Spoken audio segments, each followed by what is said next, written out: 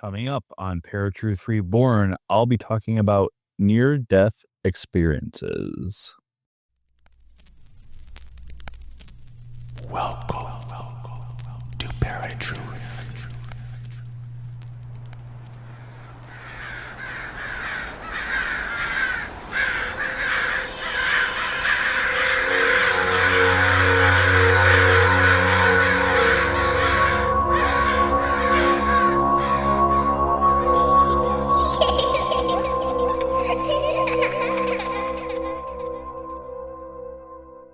How's it going, ParaTruthers? Welcome to another episode of ParaTruth Reborn. My name is Justin, and tonight we are going to be talking about something that many people fear, and that's death. And more specifically, we're going to be talking about near-death experiences. We were supposed to have John J. Davis on to talk about his near-death experience, but he had an emergency and wasn't able to make it. And Erik is on set this week. So I'm going to be doing this solo and hopefully doing a very good job of it. So a lot of people will talk about near-death experiences and that it is kind of a life-changing event. Something that a lot of people fear is death itself. As paranormal investigators, I think many of us still can fear death, but we have a little more understanding of it, especially those of us that are firm believers with healthy skepticism about things. But those that have had near-death experiences, it's kind of varied for a lot of accounts. There are many that are the same, but there have been those that claim that they have gone to what Christians would call heaven or hell. We've heard talk about people that say that there's nothing but darkness on the other side. We've also heard people say that you just go through this white light and there's all these different experiences. So what constitutes a near-death experience? Now, if you Google this, you'll find all these different things. But the main common features is, you leave your body. A lot of people have talked about floating above their bodies, or they're floating in the room or at the ceiling of the room where they died. I have heard of people claiming that they saw something in another room, which they would have had no knowledge of what was there prior to their near-death experience. They just talk about how there was a watch in the other room on a cabinet, and that a doctor or a person had been missing it for months and months. But there's a lot of people that just say that they see people in the room with them. They don't have that experience of going into other rooms and stuff like that. There is the quote unquote tunnel of light, moving through a dark space or tunnel toward a bright, warm light. That is kind of the most common story. And a lot of the ones that Christian faith people will claim to have seen, and they go into the light and they're in heaven or hell. A lot of people will say that they have a feeling of safe, calm, and free from all physical pain, which makes a lot of sense because you are not in the physical body anymore. So you would not feel any pain. You wouldn't feel anything. You would probably still have the emotions that you would have had while still alive. But if you're in that calm state, it's just tranquility, I guess you could call it that. Something that I've heard a lot is that it was peaceful. So there are some other ones here. A lot of people talk about going through a life review. Now, th- there are plenty that, talk about, well, I saw my life flash before my eyes. And that's not even when they've had the out of body experience. They just had a uh, brink with death by a near miss. But people that have literally left their bodies will see major moments from their lives flash by in a short time. I have heard of people say that they were going through the life review process or starting to go through the life review process and they're brought back. And there's a lot of speculation on the life review thing too, because a lot of people say, well, you stick around for a while. A lot of people have claimed that, or a lot of mediums have claimed that we stick around until after our funeral or during our funeral, to see everybody one last time and to say goodbye to everybody. And then that white light is still there. There is a whole speculation on that. The white light portal, if you want to call it that, um, is sticks around until several days after your death, and then there are many that say that it closes. I have heard a couple people say it's always there, but maybe this ghost or spirit does eventually becomes blind to it. Um, but it's always the life review is well after you've crossed over. So you hear all these different stories about what happens after you have that out of body experience. Now, again, we're talking about people that have literally died and they are going to be buried. But the people that have had near death experiences and come back, that's a little bit different.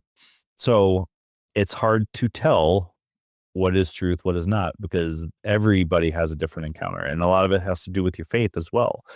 There are a lot of people that say that people of different faiths see the same thing.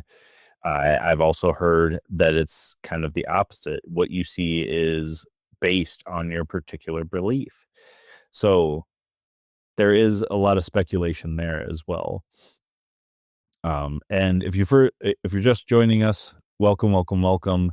As I said at the beginning, that I am on my own today. We were supposed to have a guest, and he had an emergency. So I hope that everybody is doing well and listening to my talk about near-death experiences. Now, something else that a lot of people talk about when they have a near-death experience is encountering family members or loved ones on the other side. I've heard a lot of people say that they've seen their parents, if they have passed, their grandparents, and so on. If they've had any other loved ones, they're there as well. I've had people talk about where they haven't even left their body yet, and they're seeing the white light, or they're seeing their loved ones just standing around them, their past loved ones, I should say. And therein lies another issue as well. Like, are they just experiencing this before they pass? And here's the other part to this is how comfortable you are with death. If you're afraid of death, maybe those things happen before you leave the body as a way to calm the spirit. Um, and then those that are comfortable with death, they literally just leave their body and go on their merry way. Science has tried to explain this, and I say try with a quote unquote finger wag, because you've heard us talk about it, that we don't think that science literally explains everything. they have a lot of good theories for sure. Um, one of them being that your brain activity is kind of changing. The visions happen when the brain is dying, losing oxygen, and releasing those death chemicals that are present once you pass away. They view it as a vivid dreamlike state or hallucination caused by extreme stress of the body. Um, and lasting change. People who go through this often lose their fear of death and live life differently afterward. Um, so I think science is basically trying to say that it kind of takes that fear away once you have this near death experience. I think even if you have a brink with death where it was a close call, I think you do have a life changing moment there as well, where you maybe you won't live life to the fullest, like with a near death experience when you leave your body, but you at least have an appreciation for death and realize that any moment life can be taken away. Um, Something that is very, very hard for many people is the fact that they are not going to live forever. Uh, I still struggle with this. I have so many things I want to do before I go, and it is very, very common to be afraid of death. So I'm not saying that, if you fear death, don't. I mean, that is your perspective on your life. But um, a lot of things to consider, though, is that you should be living life to the fullest. Um, Something I've heard say, the scientists say, or doctors say, that the white light tunnel is kind of that same thing, your brain dying and you're going on. There was a doctor, I cannot remember his name. He had done a study with dying patients, and this wasn't like near death where they came back. They were dying. And the frontal lobe of the brain lights up like a light bulb. And a lot of people have speculated, and even this doctor has even said that maybe that bright light that you're seeing is the brain firing very, very fast um, before death. But in the frontal cortex of the brain is also where a lot of people associate the third eye. Now, where we in the paranormal community kind of gather things is the pineal gland is the center of the third eye, which is further back than the frontal lobe. But um, who's to say that that isn't true? That the frontal cortex is lighting up because that gateway is opening and that the brain is seeing it, quote unquote, seeing it. Um, it's there's been so much speculation in this regard. So it's very hard to tell what is the truth when it comes to near death experiences. Um, Something that I find super fascinating is there are tons and tons of experiences that you can find on Google. But I like that there is a website called magiccenter.com. And this was a blog that somebody wrote on here. So I'm going to quote these 5 near death experiences that they say are credible. In 2001, a study was done by a renowned cardiologist, Pim van Lommel, a man who had been in a deep coma. He later told nurses that he recognized her. He told her that he saw where she had placed his dentures during resuscitation efforts and then described the cart where she placed them.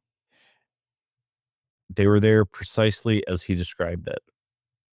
And this is where we get into that, what I had talked about earlier, where people that have had near death experiences see these things that supposedly are there.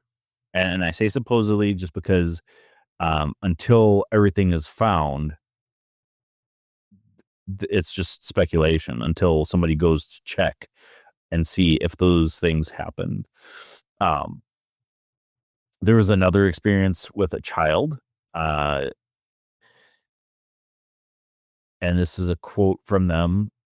There were some presences there. There were some ladies. I didn't know them at the time. They were so loving and so wonderful, and I just didn't want to come back. I didn't see any pictures of them until I was an adult. But then I said, oh, yeah, they were my great grandmothers who had died years before I was born, which is a fascinating tale because many of us think that it's going to be closer loved ones than your great grandparents. And that's not to say that it doesn't happen where the closer loved ones are there as well. This child just saw the great grandparents for whatever reason. The great grandmothers came forward to greet the child, and maybe it was because it was a child and not an adult. Who knows? Um, Near death experience story number 3. This is one about a life review. Um, this gentleman realized that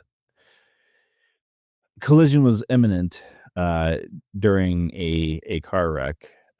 They said that time seemed to slow down as he hit his brakes and went into an uncontrolled slide.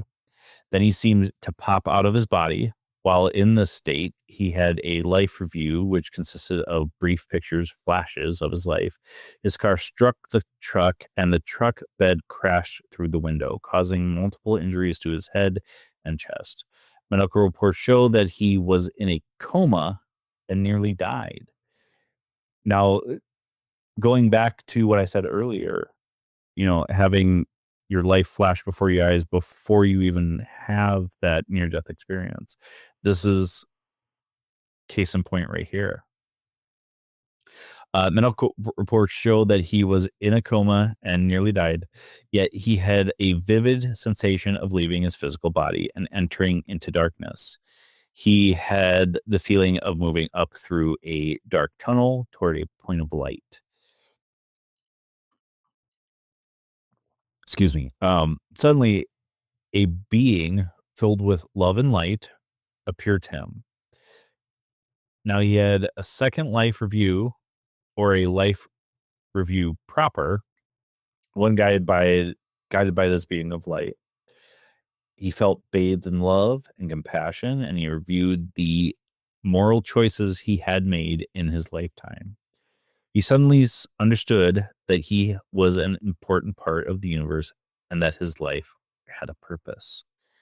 Now, that's more than just a story of life review. This gentleman is also having that experience of what you call um, a life change. He literally went through all this and then came back and realized that things were not as serious as they seem. Thank you, Joe. I'm glad that you're enjoying it.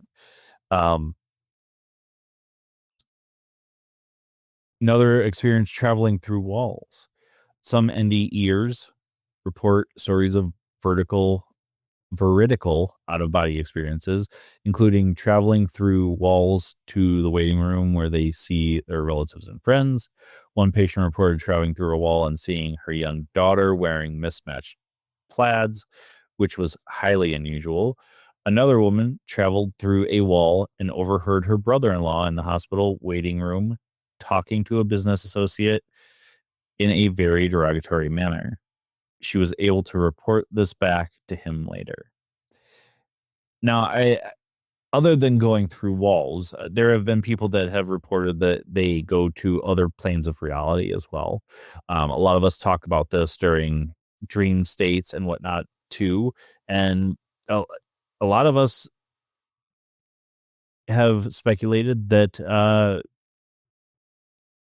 we astral travel when we sleep, and you can call that a not a body experience. It's not a near death experience, but your consciousness is leaving your body or your spirit, your soul, whatever you want to call it. Um,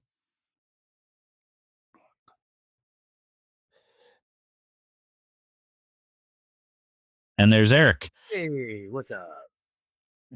Oh man, what a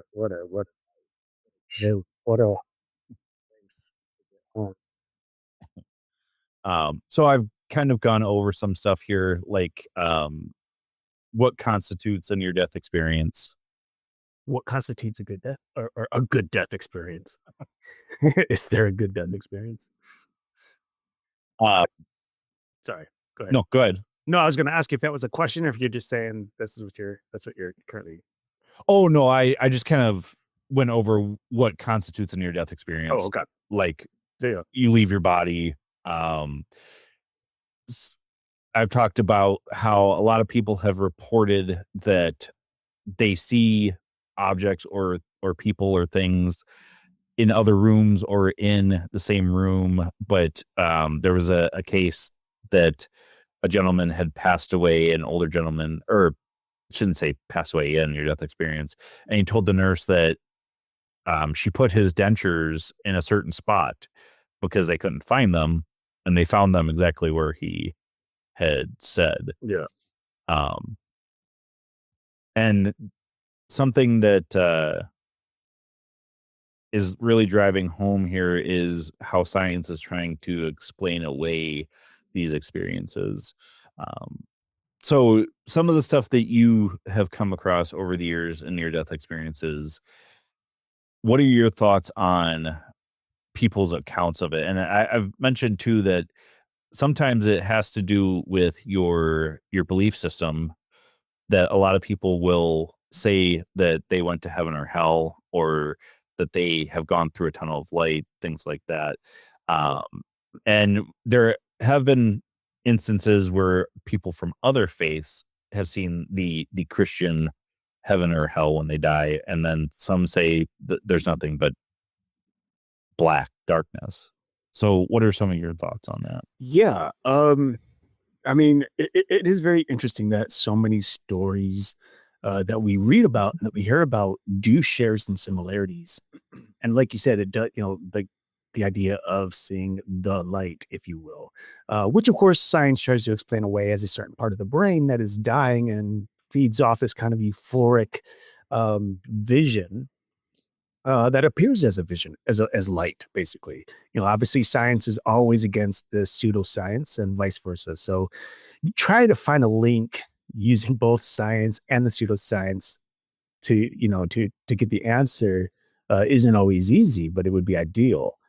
Uh, yeah, I have heard a lot of stories like, what is it like? I think it's like 23 Minutes in Hell or something like that. There's a book out. Yeah, Uh, yeah. I when we were doing Night Stalkers, or maybe it was just after I left to do Parasite Radio, I had seen that book come out, and I really wanted to get that guy on, but never got a response from it. yeah, yeah. So there's that. And I recall a story that we heard at one point, I think on the show, one of our episodes at some point over the years, where somebody had passed away or had a near this experience where they left their body in the hospital. They were standing over their body. They were looking at it. They were seeing the doctors trying to resuscitate him. And then all of a sudden, these things started like grasping at him, like pulling on his arms and pulling on his, on his body, on his limbs. And he said it wasn't nice. They were like really dark figures, and it was hurting the way it was like tearing at his flesh. But he had like looked up and apologized to God and said, "Forgive me. I believe you, so on and so forth." And all of a sudden, he snapped back into his body and he took a breath, and it changed his entire life outlook, right? It just completely changed his view on heaven and hell and his view on life in general and the afterlife.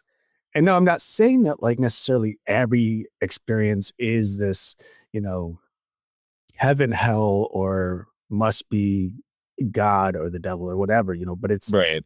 there is this weird similarity between light and darkness that often happens. People either see the dark or feel some sort of dark, heavy presence, and other people see the light or a heavenly good feeling, if you will. And Or they start in darkness and then the light tunnel shows up. shows up. Yeah. Yeah. And so, I find it really interesting because I do recall the stories from people from other faiths who've had the Christian experience, as you said it, um, when they have these near death experiences. Um, and we've also heard of stories of Christians who've had just kind of like there's nothing there. They awake and there's like from these near death experiences, like I witnessed nothing. There was nothing at all, and I realized there is no God. And it's weird how that happens. And I don't know if it's more based on the person's uh the person's oh goodness, what was the word I was thinking of? I literally had it right there. We're about to say it, and I'm God. Perspective. Been a long day. Yes. Yes, that's the word. A person's perspective on what they experienced, because you could have an experience of there's nothing there, and you can easily be like, oh my God, there's nothing. Mhm. And there has to be something like this feeling of loss. Like in the Christian Bible, it says to be um, in hell is to be away from the presence of God. It's emptiness. It's void. There's no goodness, no joy, no hope. And so, that again, it's a change of perspective. When you feel no hope, what does that mean? Do you look for that hope and search for it, or do you just give up? Um, and I think that's very important to consider. People's perspective really does matter in everything that we do and everything that we say. I do I have a point to make, but Joe Fox mentions so many videos on YouTube about this. Problem is so many lies and made up stories. It's discouraging at best, and that's can be said about a lot of the things in the paranormal. Look at all of the UFO sightings that are coming out, or creature videos that are coming out, and the majority of them are pretty obvious that it's AI. Yeah. But there are a couple now where it's like that does not look like AI, and it doesn't look like a hoax either. So Yeah. Well, beyond that, like, a lot of social media is just clickbait. It's just something to try to get you to click on the video, and you're right, sitting there watching for 2 minutes for nothing to happen at all. It's like wait till the end, and there's nothing there. Like nothing happens. And so yeah, you have like Joe says, there's a lot of people who make up these stories just for the click. We see it all the time on TikTok. Just oh you yeah, and I, like yeah. it's crazy. Like most of the How stuff many I have I shared with you that I'm like, is this real? I need your yeah, I know. I know, like, the last, like, 4 you sent, I just laughed at each one because, like, "Oh my god, this is" like, the well, the portal thing that you sent, I was like, yeah. "Well, that's" And the majority of it, it's like, yeah, I want to believe that it's real, but I just have sent them just because it's like, okay, you got to see what these people are coming up. well, yeah, I mean, at this point, the paranormal the aspect of or the idea of the paranormal is becoming more entertainment than it is a real, pseudoscience. People aren't let me put it this way. There are plenty of people experiencing the paranormal. There are plenty of people investigating the paranormal, but the ones who are speaking the loudest are the ones making up the stories and getting the clickbait. Yeah. And we said this plenty of time on this show and on other podcasts that we've done that any publicity is good publicity. So even if these videos are getting a bunch of hate because Yeah. of them being crap or fake or whatever, guess what? It's They're getting ranking at the top attention. of the list and we're all seeing it because of it. Well, all the good stuff, the true stuff is getting pushed down to the bottom. Right. And then you have to wonder why, is that simply just people being people and, that's the way technology works? Is there something deeper? Is there a spiritual battle happening in the background where certain things don't want you to know what's really out there for a reason or some other? We don't know, but it's very definitely discouraging. Right. Well, and not that governments would have any control over this, but they at least would make the narrative, or could control the narrative for sure. Um, Something I wanted to say when you were talking about the darkness, Mm. and people from a Christian perspective, that their opinions change. Something that I was kind of speculating, because I was kind of talking about this before you got on, is that maybe these people are their memory of whatever happened is suddenly erased because whatever you want to call it, God, higher consciousness, the universe, whatever you want to label it, um, did not want them to bring back the stories of what they saw. Maybe they saw something so horrific that their mind wouldn't even be able to handle the story of what happened. Yeah. I mean, trying to figure out the reasons behind the experiences and why some people remember and some people don't. That's a science in and of itself. That Right. is like it's just another mystery. Um, and I think, and again, this is just based on assumption here, but I would assume that in some near death experiences, it's very similar to dreaming. How often do we have dreams but not remember them when we wake up Right. at all until maybe, sometimes at all. And sometimes it's like days later, you're like, wait a minute, last Thursday, I had a I just, dream. And like it just clicks. And it, I think it is possible because, like, especially with near death experiences, that's not something that you take lightly. Like, that's a huge shock to the system. It's mhm. the brain potentially passing away. It's the heart stopping. It's the body completely shutting down. And then the suddenly charge back up. And I mean, I hate to use the word reanimate, but I mean, that's really what the soul does. It animates our body. Um, so no sci-fi type reanimation here. It's someone I'm talking about. Frankenstein. Yeah. Um, but like when that happens, the body's going through serious shock, and there's all these things happening within the brain, literal electricity going off everywhere, and your body's resensitizing to the world, to life. So yeah, it can be very easy to not even remember the things that you experience. Or it's just a void in your mind. Like you don't recall anything, so you think there's nothing, Right. you know? Right. I mean, put it this way too, like, can you honestly, anybody listening, can you honestly tell me that when you go to sleep, when you're truly asleep, not dreaming, just sleeping, what do you see?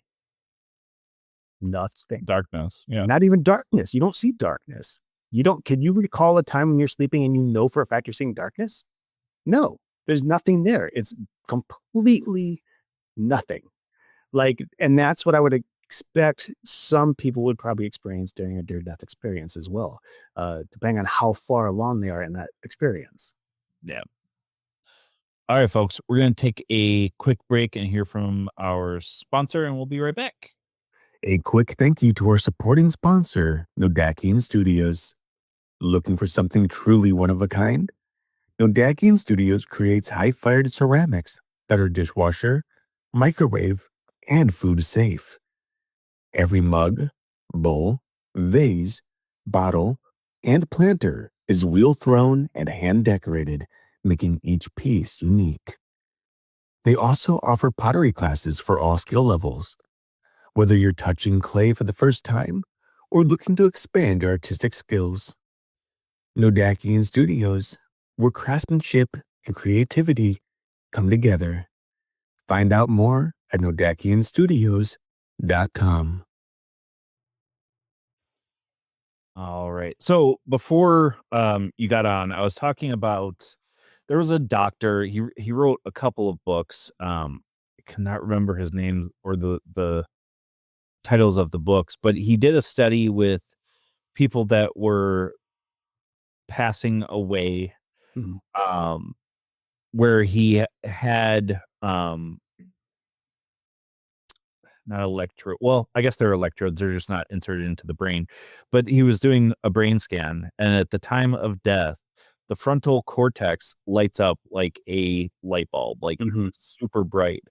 And some people have speculated that that's why people are seeing the light tunnel, I guess you could call it, is that the brain is firing so many electrons so fast that the eyes are basically seeing white light. Mhm.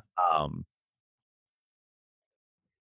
have you heard of any other doctors doing studies like that where they've noticed certain things at the time of death or during a near-death experience even? I mean, I've heard stories of studies conducted like that one to see what's happening. And yeah, you're right. Like the front vortex or whatever um, lights up like a Christmas tree, supposedly. And there's plenty of evidence. I say supposedly. There's plenty of evidence to prove it. They don't typically. There's no reason to fake the evidence on this. There's actual evidence that you can see video of these brains like actually charging like they do and releasing this charge. Uh, but it's something like that only explains a very small portion to the near death experience, right? So that could easily, I suppose, it could easily pass off as the reason why we see a light or why some people see a light. Mhm. But it doesn't explain the fact that some people see angelic beings or that some people see their family members or that some people see dark entities approaching them or that they feel hellfire, all this other stuff, right? Right. We're focused in on one small thing, and that's seeing the light, but there's so much more to it in the stories that we're hearing about when it comes to near death experiences. So I do think that there may be some scientific proof that yes, maybe some people see this light because of that happening at the front of the brain, but it can't write off all of the experiences that people are having. Uh, that's and that's something that really needs to be taken into consideration. It's like you can't just take a handful of things, a small handful of studies, and be like, "Oh, this is the answer." No, this is something that has to be studied for years, along like hundreds of researched, you know, I hate to say the word specimens, but people who have passed away or are passing away. You can't just base all of these off of like a couple studies, a couple small instances. Right. Well, something that I've heard, I'm sure you've probably heard these stories too, um, of people having a near-death experience, coming back, and they start speaking a completely different language, and their family is like, they didn't know any other languages other than English or Spanish or whatever it was. The and talking about that, I remember our grandpa talking about his mom having a stroke, and when she was finally stable again, she could only speak Italian. Mm, And that's a little bit different. The speech portion of the brain was damaged, so she couldn't remember how to speak English anymore. She could only speak her native tongue. yeah. Um, so in what are your thoughts on that? Is there something happening to the brain, like brain damage, but how would they be speaking a language that they didn't know if it's brain damage? Yeah. I honestly don't know. I'm no expert and I can't sit here and tell you that I have any answer because I don't. Well, that's why I stayed You in know, your opinion. it's like well, I don't like it's with some of those stories, it's like how much are they actually speaking another language? Is it like true, like full on sentences, dialogue, conversations that they're trying to say, or bits and pieces, various words? And I think that's something we need to consider because our minds are capable of absorbing more than we think. The brain has a I'm gonna use the word filter, but the brain has a filter that typically filters out the majority of the things that we experience on a daily basis. It's a reason why so many people are like glued to their phones. It's not just the phone; it's the brain acting as a filter, filtering out everything else happening around it.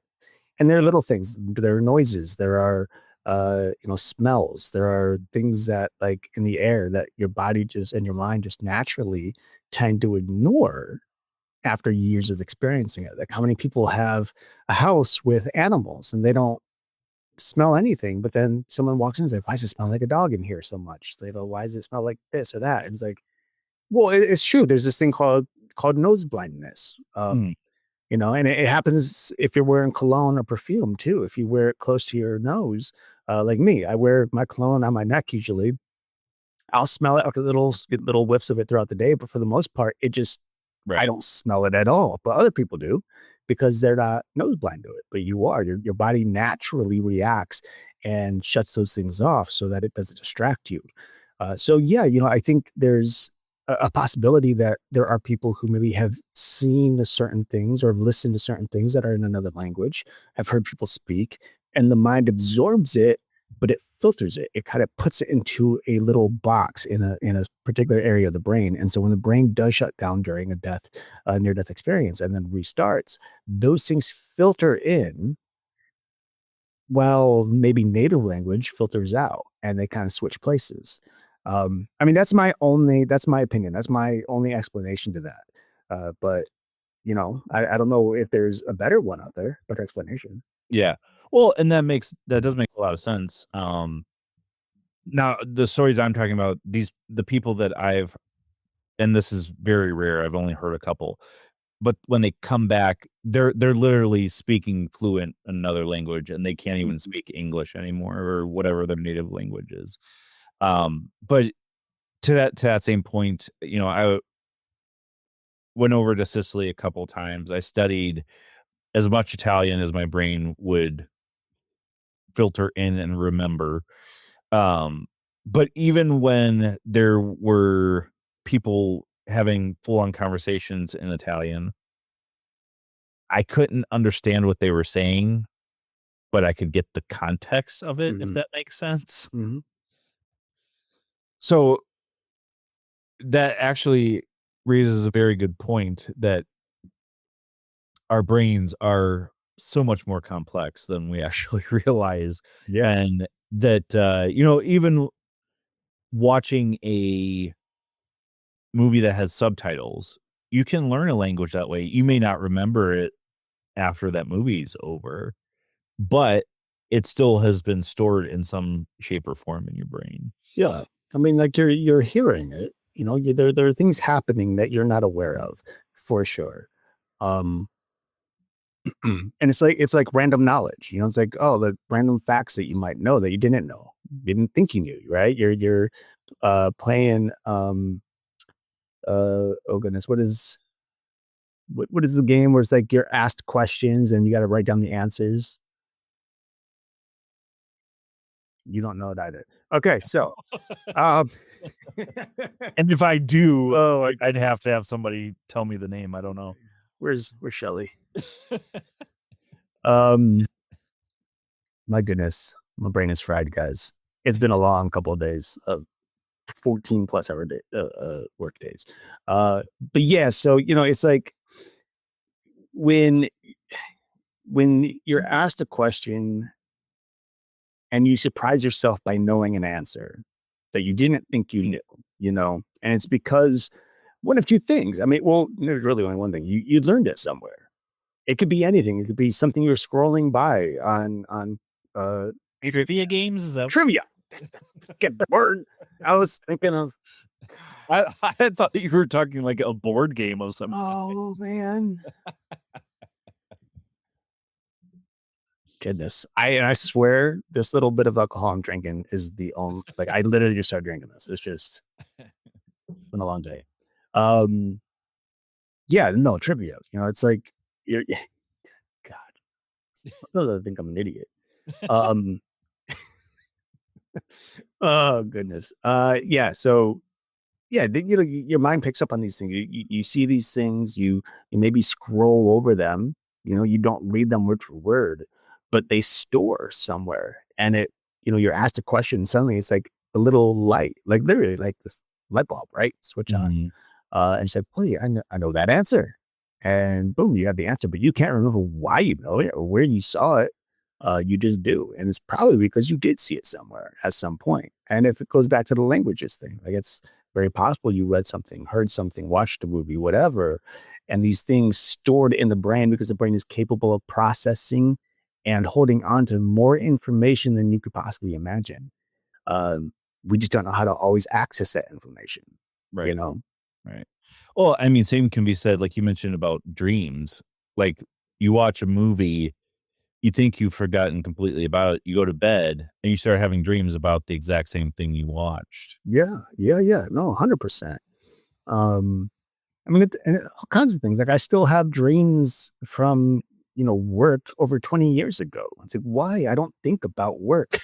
But when I fall asleep, boom, it pops up. It's like, and when you're asleep, your brain is really most active because that filter no longer needs to be up. In fact, when you fall asleep, your brain becomes more aware. Your senses become more aware because it's in the protection mode. Mhm. So your body naturally listens for threats. And because of that, your brain is actively working throughout the night, despite your eyes and your body, resting. Um, It's probably why I wake up exhausted also. yeah, no, 100%, dude. I feel that. Uh, so it's why we dream. It's why we have dreams. It's why some dreams are just super weird because our imagination is running while we're sleeping. Um, and for me, it's like a good night when I don't dream. I'm like, man, Mhm. it moves too fast. That's the downside. It's like you dream, it feels like it's a nice long night, but you've been awake the whole time in your head. But then when you're not dreaming, you sleep and you're like up 2 minutes later, it feels like, because you slept the whole night. Yeah. Um, yeah. Something you were talking about earlier is people of faith having a near death experience, seeing nothing but darkness, and then coming back and be like, there was nothing. So Mhm. their opinions have changed. Um, Something that I found doing a quick um, Google search and research is that, and I've heard this before, people coming back and having a different outlook on life, meaning instead of being afraid of death, they go and live life to the fullest, Mm, mhm. um, so that they know that they've done everything they want to do, but they're also not afraid to die after that. So they're going skydiving, bungee jumping, whatever it is, any type of exhilarant experience, um, because they know what's going to happen after. Um, being and I know you come from a faith-based opinion, but being in a religion and having those things and those beliefs, are you always still afraid of death? No. I mean, I'm not. I I was about I to meant you specifically, yeah, yes. no, I know me specifically. I was about to say welcome it, but no, it's, sometimes, it feels I like, mean, I think at some point uh, in all of our lives, we welcome death because we're so fed up with what's going just on. tired. Um, but I mean that lightly, by the way, everybody. I'm okay. Uh, but yeah, no, I'm not afraid at all. Like again, a lot of this is really your perspective on it, on your outlook. Like, you know, when when I die, hopefully many years from now, um, At least another 40. despite what I sometimes say when I shouldn't say, is that when I die, currently my thought process is it's just the body dying. It's the Mhm. physical Right. dying. But the soul or the spirit lives on. Um, and that lives on in a whole new life in another place, maybe the same place. I don't know. That's up in the air. I don't know what truly happens. I have faith of, that there's a loving God who, um, uh, who will be there, who will welcome me into his arms. And I believe Jesus is that God. And what happens after that, I don't know. I think it's gonna be fun. I think it's gonna be great. I think there's promises for that. I don't think it's gonna be boring by any means. Um, but with that said, it's just like, yeah, no, I personally am not afraid of it. I think the fear is more like Oh, is it going to hurt? Is it going to, what do I have to suffer through first before that happens? Right. That's the fear, is the suffering. It's like, I think a lot of people probably aren't afraid of the death itself. They're afraid of what happens right before the death, uh, what it is that takes them out. Um, See, I'm more afraid of, I shouldn't say afraid. The, what happens after, and meaning there's so much that I want to experience here on this side. But with all of the guests we've had on talking about things like this, they talk about how we're only here to learn lessons that I've had people tell me, and I think you have as well, that, once this life is over, when we cross over, we still have what you would call a job. Um, that you're doing things after you die to help. Completely lost where I was going with this. Um, oh, the fear. So my fear isn't of death itself. My fear is I won't get all the things done that I want to do before I die. okay, so here's a thing with that though, and this is what I've processed. And again, this is our perspective. This is how we take information and use it, right? Yeah. Because we've talked to these same people, we've heard the same stories. Um, and I'm not saying you're fearful, but there's a sense of fear that you don't complete things, and that questions what happens next. Do you ascend to something new? Do you reincarnate? Do you go to heaven? Do you, like, what happens, right? And what is work? I mean, I believe God is a working God. I mean, He ordained 7 days a week, and one of those days is the Sabbath days, and He's constantly working in the background all the time. He's working. So yeah, I think there is an idea of work after death to some extent. It's not like, oh, I'm retired. I retired from 80 years of life. I'm going to just put my feet up. There's plenty of that too, but I do think we're going to be working quite a bit. Uh, but when it comes to, what happens if we don't complete everything here, you have to decide whether you're going to listen to the individuals who tell you that if you don't complete this, this happens, or if you do complete this, that happens, Right.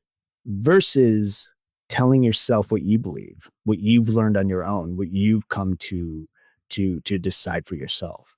Because if we all continue to just listen to every single person, we're not making up our own minds, are we? No, we are being fed the information and we're following it like cattle. It's just that simple. I don't believe what I believe, simply because other people believe it. Yes, there was a relay of message. There was things that I've learned, but I came to my belief system based on what I've experienced after hearing Right. these things. The hearing is just a seed, and what you do with that, you know, grows the rest. It's what grows the tree of your life, basically. Um, so and then you have to consider the afterlife, right? How many people have we talked to that said, "Oh, there are ghosts around because they didn't complete something on Earth. They have more to do. They didn't let go, and now they're trapped here." So if you continue through your life believing that there are things you're going to have to get done, that's going to transfer over, and it's going to become a chain, and you're going to become a spirit who has yet to let go of the things that they can't do anymore. So I think it's important to just let go now in life, enjoy it, do what you do, and believe, like, when I die, it's gonna be good. It's gonna be Yeah. great. It's gonna be Well, and it's not so much things I have to do, it's just things I want to do. And I know that's kind of a distinction, but I get what you're saying. yeah. Uh, Well, I mean, it's like, I mean, yeah, I mean, and I get what you're saying there too, is like things that you want to do, but it's like, I guess it depends again on your perspective of the afterlife.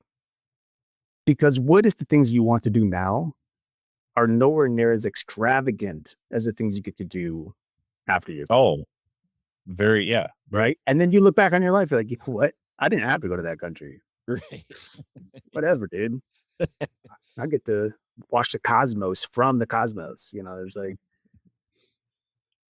Joe Fox brought up a good point. that he can't imagine leaving loved ones and friends. Kind of the same thing, that can be a fear, leaving people after you're done. Well, I mean, think I'm going to use my dad here as a reference. Like he often fears, has fears, of me and my sister who are in the arts, right? So Mhm. he's worried we're not going to have stable income all the time. We're not going to have the 401k stacked up the way that he was grown up to believe it should be. Right. And so he's constantly afraid of like, well, after I'm gone, what if this, what if that? And it's like, those are fears that you do have to let go of. And I get it. Like I have fears too. There are fears, but it's something that I think, um, and mind you, I have obsessive compulsive disorder, so I live quite a bit of my life in a sense of fear of things happening that I don't want to happen. Mhm. And so I'm speaking from an experience of like this contradictive to how I live my life because it's how I want to live my life of just letting go, not living in that fear, not worrying about what happens, not worrying. It's like I mean, use Bible. How many of us can add a single moment to our day by worrying? Don't worry about tomorrow. Don't worry about yesterday. Enjoy the moment because you don't know what's happening tomorrow. And yesterday, it's in the past. It's gone. It's forgotten. It's never like whatever. Right. And it's not easy. It's not hard. We live in a world where it's like, oh, you need a plan and you need to not let go of the things that happened in the past. In fact, you should hold on to it. You should carry it. You should make it your burden. And you shouldn't. You should not. You should gotta let it go, move on, live life, enjoy it, and continue on our wayward son. Right. So Great. Now we have copyright material. No, I 100%. Don't be afraid of it. Um, yes, it can be stressful and fearful to think about, but in the end, we are a soul having a human experience. Um, and it's one of those things where we have to learn the lessons that we need to learn so that we are not burdened when the time comes. Uh, Something we asked our paratruthers community: what do you believe happens when we die? 51% said our consciousness continues in an afterlife. 12% said we reincarnate into another life. 12% said something happens, but we can't know what.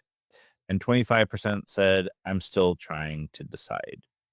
So I hope that what we've talked about here today has rung to you and you understand and believe what you believe, but maybe something has changed. Put it in the comments below, reach out to us at paratruthradio@gmail.com, or you can even leave us a voicemail on our website, paratruth.com. I'm really hoping that we can get John J. Davis rescheduled so that we can hear his experience of what happened when he had his near-death experience. We've got a lot of great stuff coming up for you, but until next week, folks, where you'll find us same time, same channel. My name is Justin. And I'm Eric. Peace.